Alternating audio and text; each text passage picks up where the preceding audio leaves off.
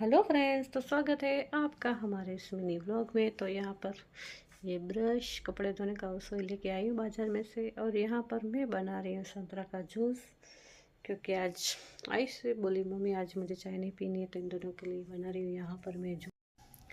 और यहाँ पर मैं बैठी हूँ और साथ में मूँगफली में से दाना निकाल रही हूँ और साथ साथ टीवी भी देख रही हूँ। और थोड़ा सा खाना मेरा बन चुका है, थोड़ा बाकी है। तो त्रिशन का मम्मी मुझे थोड़ी सी मूंगफली सेक के दो, तो इसके लिए यहाँ पर मैं थोड़ी सी मूंगफली सेक रही हूँ।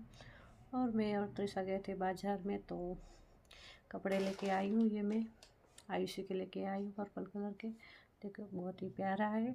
और ये एक ड्रेस है मेरा जो मेरे लिए लेके आई हूँ बाज़ार में से।